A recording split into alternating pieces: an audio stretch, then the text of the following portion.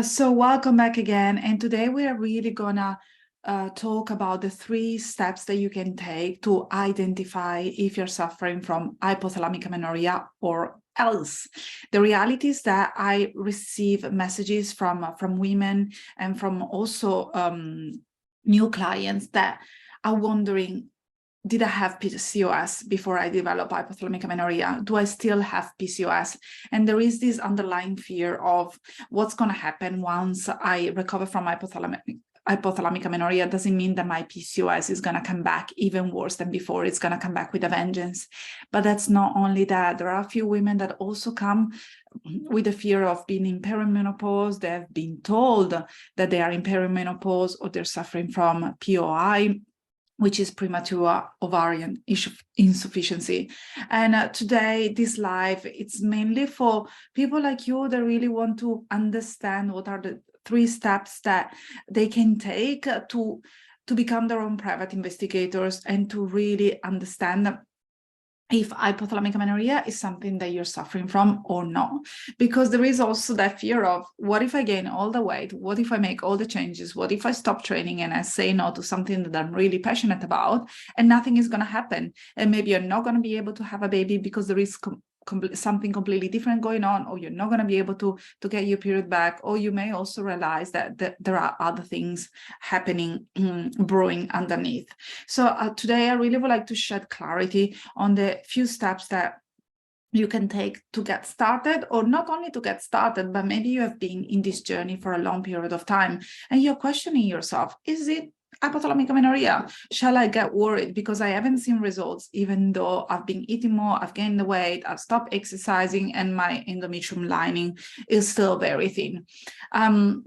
So today I'm going to give you a few precise answers so that you really are going to understand what you can do and which kind of control you have on your health, without relying on too many people, on too many professionals that sometimes they don't really understand what is going on.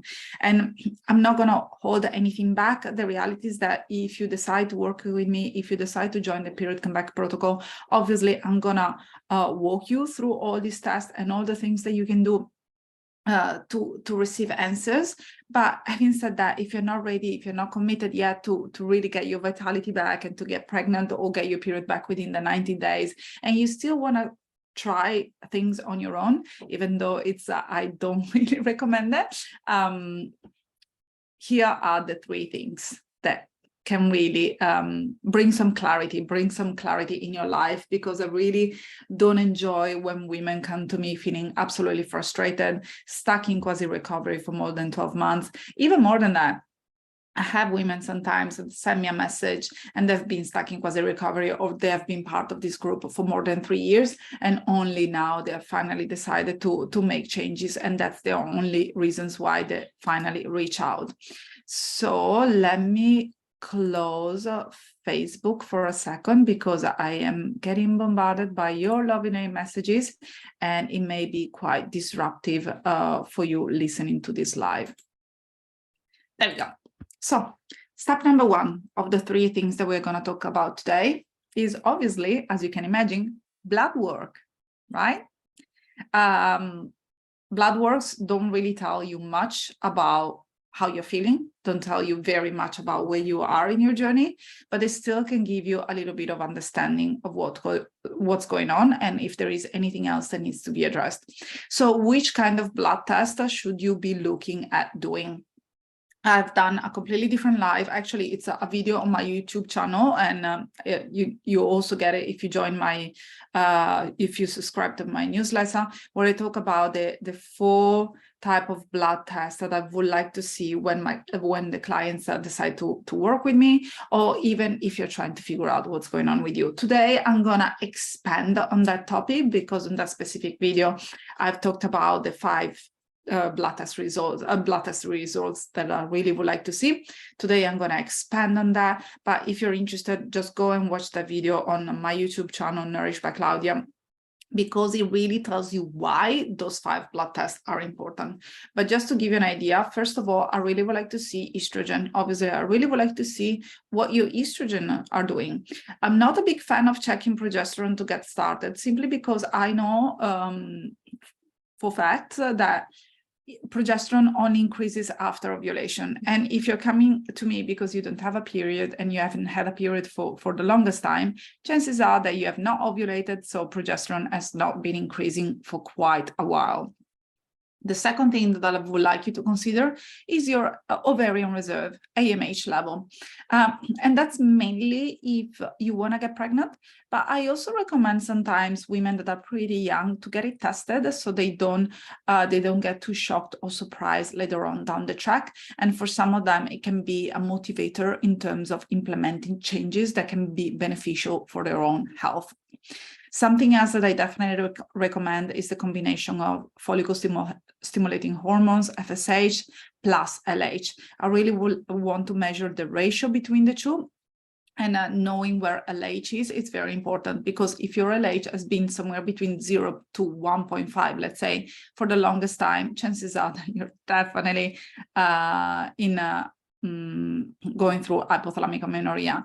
For all of you that may have the question, how do I know if I was perimenopausal? Then you will need to look at the combination between estrogen and FSH and LH, because when our ovaries are basically running out of juice, they try whatever they can to produce as many follicles. So FSH goes through the roof, but then the estrogen level really drops. So in perimenopause, you normally get to see a picture where FSH is sometimes above 20. LH sometimes can do weird and fantastic things, and estrogen is way below 100. Sometimes it's non-detectable, like it's somewhere between 0.5 and 20. Which is normally the estrogen that is produced by the adrenal glands and the fat cells. But for someone with hypothalamic amenorrhea, normally estrogen is pretty suppressed, but also LH is very low, and FSH is within the normal range. Something else that I really would like you to get tested for is definitely androgens, just to rule out any PCOS pictures, or just to make sure that there is not another hormonal imbalance that is coming to play that needs to be addressed. On the same token, I really would like to see the thyroid panel. I cannot tell you how many women have come to me with a absolutely fine level of TSH, which is the thyroid stimulating hormones, but they didn't test for TPO or the antiglobulin hormones, antiglobulin antibodies, which means that they had no idea that they had an autoimmune disorder for the longest time. So when you have an autoimmune disorder, TSH, T3, and T4 can look absolutely normal until 10 years down the track, when your doctor decides to test TPO and anti-TG, and then they pick up that there is an autoimmune condition going on. What normally gets done in that situation is that the person is prescribed thyroxine, which is a medication that is just gonna support the thyroid gland. The reality is that thyroxine in that situation is just a band-aid, because they're addressing a problem that is happening in the thyroid, but they're not addressing the immune system. They're not addressing the immune picture of the person. And if that person wants to get pregnant, then there are other things that needs to be done in conjunction. Normally, there is a very close connection between hypothalamic amenorrhea, autoimmune disorders, or underperforming thyroid. And the way that I see it, everything needs to be taken care in combination, because it's not one thing, then another, then another. All these things can actually be taken care of from day number one. Okay, and once hypothalamic amenorrhea is going to be solved, then possibly we're going to shift the attention more towards the thyroid picture.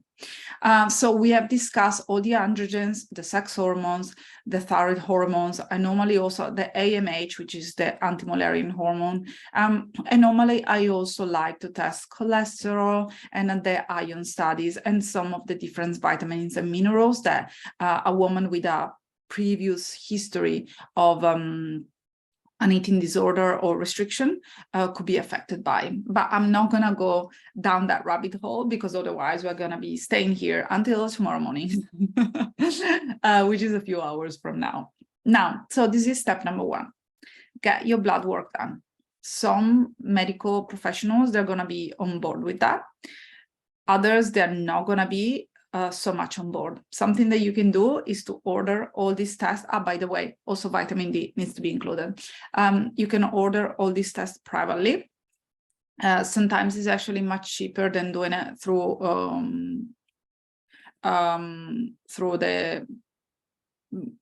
the doctor avenue, let's say. So it's completely up to you. But if you have a good medical doctor and they really want to investigate what's going on with your body, if they want to get to the root cause, fantastic, just do it with them. Otherwise, order them separately. Once you get those blood work, just make sure that they are read by someone that is well-versed in hypothalamic amenorrhea. The amount of time that I hear women saying, my blood test results are looking normal, is just appalling. I've seen women with a non-detectable LH being told, you're absolutely fine. I have no idea why you're not menstruating. So just make sure that you find someone that is well-versed in hypothalamic amenorrhea, like I am, but I'm pretty sure that there are so many great endocrinologists and nutrition and dietetic clinicians like I am out there that can really support you. If you don't have anyone on your side that can really help you with that, or can help you translate those ultrasound, MRI, blood test results that you need to do to get on top of your fertility, just please make sure that you reach out to me, and I'm gonna squeeze you in as soon as possible. Now, step number 2, I'm gonna be pretty sweet and concise with this one, but whenever you see a medical professional and whenever you're wondering if you have HA or not, I really want you to insist for them to take your own, to take your old history and your current history, meaning I want them to ask you questions about the past 5 years, the past 10 years, what has been going on with you. And I want them to ask you questions about your current lifestyle, your current way of eating, and your current exercise routine. I do understand that some medical doctors, they do not have the time. They have like 50 minutes, maximum of 30 minutes to actually speak with you. So which is why I love when women get that extra support, because sometimes it can get so frustrating. You may get there with a lot of hope, lots of questions, and you may leave the office with less answers that you wanted to. But it's really important before you get to a diagnosis to get asked the right questions, because even in case of an autoimmune condition, let's talk about Hashimoto, for example, if you had a very traumatic experience, if you live in a house with mold or in proximity to factories for a long period of time, if you have been mistreated as a child, if there is that trauma, there are really great connection between that and developing Hashimoto later on in life, or just after giving birth, for example, or going through the fertility treatment, because the fertility treatment can be experienced as a trauma in a woman's body. But it's also really important for a doctor to ask you, did you eat enough? Did you have an eating disorder? How is your current relationship with food? How is your current relationship with your body? And then it's always a great idea to measure your blood pressure, for example, just to check some vital signs, your body temperature, your blood pressure, just to really understand how your body is doing. Women with hypothalamic amenorrhea, they can present with an extreme low blood pressure caused by restriction, for example, and malnourishment, but the body can go also on the other way around, and it can present with a super high blood pressure because the body is doing such a hard job to keep everything together and to make everything work, that it's feeling stress and constantly stress, which is why the blood pressure goes through the roof. Also, sometimes women with hypothalamic amenorrhea, they do present with high cholesterol, as cholesterol is the father hormones, is like the father of all the sex hormones, and the lower the sex hormones, possibly the higher the cholesterol. Lots of doctors, whenever they see that, they normally invite women to reduce the fat in their diet, to exercise more, or to take statins or very similar drugs that decrease the level of cholesterol in the body. But the reality is that simply your body is trying to produce hormones in a natural way. And by taking those drugs and by increasing your exercise output and decreasing the amount of energy that you get every single day, you can quickly see how that can be absolutely detrimental for your health. Okay, so we have talked about the blood work, we have talked about your past history and your current history, and now I really would like to have a deep conversation about signs. So signs meaning signs and symptoms that your body is presenting with. Estrogen is needed for many different things. Collagen production, bone health, cardiovascular health, mental health, brain fog, skin, hair, nails, not to mention obviously the reproductive system. And I've just listed possibly like a third of the things that estrogen is useful for. So women that do present with low level of estrogen and hypothalamic amenorrhea, they tend to have very similar symptoms, such as receding hairline. And that's also sometimes quite common with a thyroid condition. But with thyroid, there is that kind of hair loss picture. And with hypothalamic amenorrhea, there is more of a receding of the hairline. And you actually could see it very well, because all of a sudden you notice that your hair, they are still there, but there is more space, like there is a gap in here. So that's definitely something that you can watch out for. Low sex drive. Low sex drive can be caused by many different things, like anxiety, sleep deprivation, aging, stress level at work, the relationship with a partner. So it's multifaceted. But in general, low sex drive, when you don't even feel like masturbating, that could be a sign that you're running low in estrogen. Something else that can happen in women that do suffer from hypothalamic amenorrhea is that they have night sweats. So they wake up and they're like in a puddle of sweat. They need to change their sheets. They need to change their pajama. Or sometimes they need to get up in the middle of the night multiple times to do a pee, to go to the bathroom. Sometimes they do present with vivid dreams.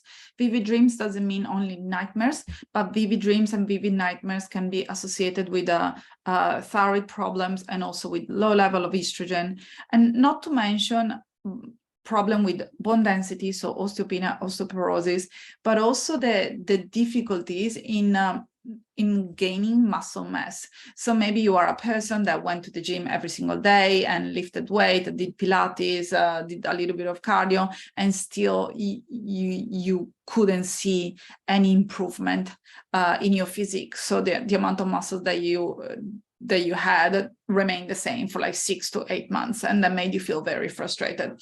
That's another sign that your estrogen levels are low and potentially also your testosterone levels are low. So we have already touched upon lack of sex drive, not seeing really any improvement in terms of the muscle mass, having disrupted sleep, insomnia. And then there is that picture of feeling fatigued and brain fogged most of the time, not being able to concentrate on what people are saying, not being able to concentrate on a movie even, for example. And to top it all off, you would know if what you're suffering from is a low estrogen connected to hypothalamic amenorrhea instead of perimenopause, for example, because you are at a place where you do value health, but food is strangely important to you, and you think about food and training most of your time. So it's taking taking pretty much all of your brain space. Not to mention that hypothalamic amenorrhea is also linked to infertility and miscarriages, unfortunately. Miscarriages most of the time are caused by genetics, but they are also sometimes caused by a low level of progesterone. If you have experienced multiple miscarriages, and when I say multiple miscarriages, I say anything above 1, I normally invite women to do further testings to really understand what is going on, because there could be many different reasons why you are experiencing multiple miscarriages like factor laden, or I'm not gonna sit here and list all of them because I don't want anyone to be super occupied. So I really hope that this video was helpful and that can give you an idea of how to get started in terms of really diagnosing hypothalamic amenorrhea, or what. As a nutrition and dietetic clinician, I cannot give you a proper diagnosis. So for example, if you come to me and you ask me, do I have PCOS or HA? I can ask you questions. I can read the blood work for you. I can read the ultrasound. I can interpret what the doctor has said. And then I can look at your lifestyle diary and how much you exercise, how much you eat, and the kind of sleep that you have, which kind of lifestyle that you have. And I can give you recommendations based on that. I give you recommendations on how to restore your hormones, support the vitality, and really boost your chances of getting pregnant sooner rather than later. But I cannot medically diagnose because it's out of my scope of practice, really. So I'm not a medical doctor and I'm not a psychology. I'm a nutrition and dietetic clinician, and I work a lot with mindset and people with disorder behaviors around food and training.